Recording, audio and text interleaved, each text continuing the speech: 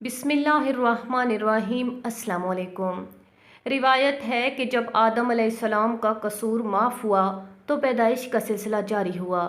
عادت الہی اس طرح ہوئی کہ حوا کے شکم مبارک سے ہر بار ایک بیٹا اور ایک بیٹی ساتھ پیدا ہوتے رہے، لیکن جب شیس پیدا ہوئے تو وہ اکیلے پیدا ہوئے۔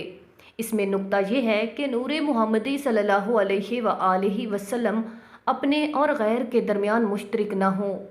دیکھیے، غیرت خداوندی نے اتنی شراکت بھی گوارا نہ فرمائی۔ دوسرا یہ کہ حضور صلی اللہ علیہ وآلہ وسلم کے قد میں سایہ نہ تھا۔ روایت ہے کہ حضرت آدم سے نور محمدی صلی اللہ علیہ وآلہ وسلم کے لیے جو ان کی پشت میں تھا عہد لیا گیا تھا کہ اس کی تعظیم و توقیر کرتے رہیں اور پاک عورتوں میں منتقل کریں۔ حضرت آدم علیہ السلام نے اقرار کیا اور فرشتے گواہ ہوئے، اور جب آدم علیہ السلام کے وفات کا زمانہ قریب آیا تو انہوں نے اپنے بیٹے شیس علیہ السلام کو وصیت کی کہ جو تمہاری پشت میں نور ہے اس کی محافظت ضروری ہے، اس نور مطہر کی تعظیم و توقیر میں قصور نہ ہونے پائے، اور ارحام طیبہ و طاہرہ میں یہ نور پاک تفویض کیا جائے۔ چنانچہ وہ نور مبارک نیک مردوں اور نیک عورتوں میں منتقل کیا۔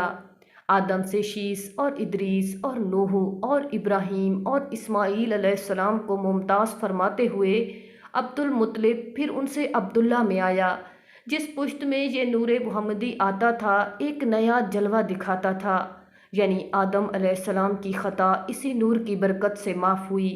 حضرت شیس علیہ السلام کے جسم سے مشک کی خوشبو اسی نور پاک کے باعث سے آئی۔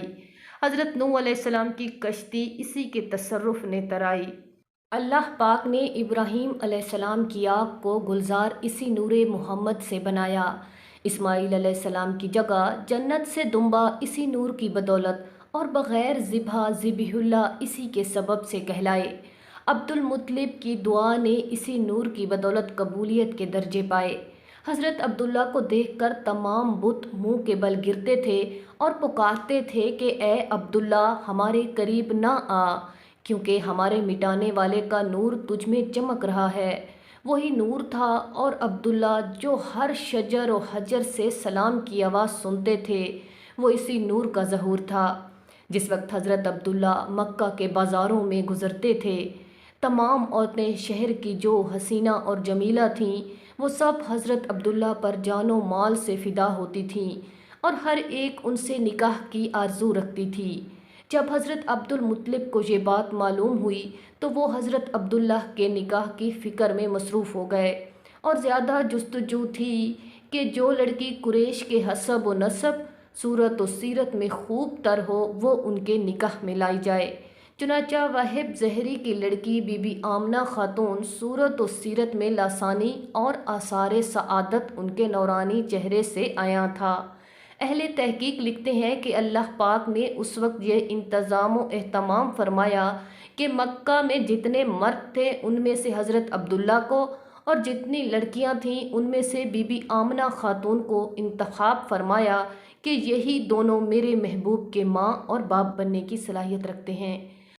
عبد المطلب نے حضرت عبداللہ کے نکاح کا پیغام بعض احباب کے ہاتھوں وہب زہری کے گھر بھیجا۔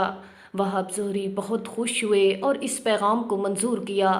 جب حضرت عبد المطلب بی بی آمنہ خاتون کو بیاہ کر گھر لائے، پہلے ایک چاند روشن تھا، اب گھر میں 2 چاند روشن ہو گئے۔ عبداللہ کے ماں باپ کبھی اپنے بیٹے کی صورت دیکھتے تھے اور کبھی اپنی بہو کو دیکھ کر شکر خدا بجا لاتے تھے کہ اللہ تعالیٰ نے جیسا بیٹا عطا کیا تھا ویسے ہی بہو عنایت کی۔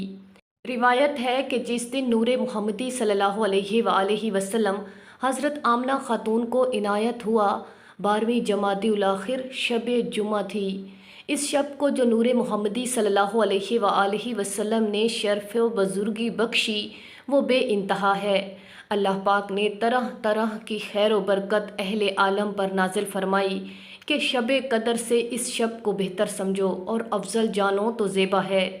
اس رات کو جنت کے محتمم کو حکم ہوا کہ تمام جنت کے دروازے کھول دے کہ ہمارا حبیب ماں کے شکم مبارک میں آیا ہے، اور عالم ملکوت و جبروت میں یہ حکم سنایا گیا کہ تمام مقدس مقامات کو معطر کرو اور اطراف و سماوات میں خوشبو بساؤ اور چاروں طرف نور کی شمع روشن ہو، سارا جہاں خوشبو سے مہک جائے۔ عرش و کرسی یہ خوشخبری سن کر مارے خوشی کے جھومنے لگے اور فرشتوں میں مبارکباد ہونے لگی۔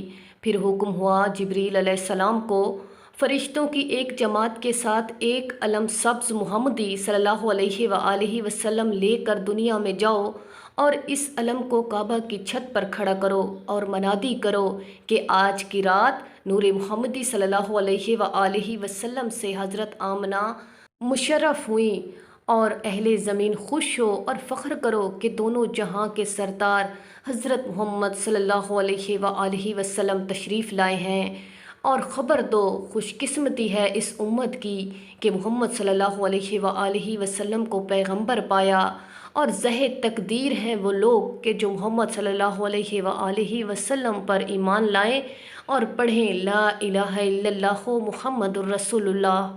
سبحان اللہ، میٹھا میٹھا ہے میرے محمد کا نام، ان پہ لاکھوں کروڑوں درود و سلام۔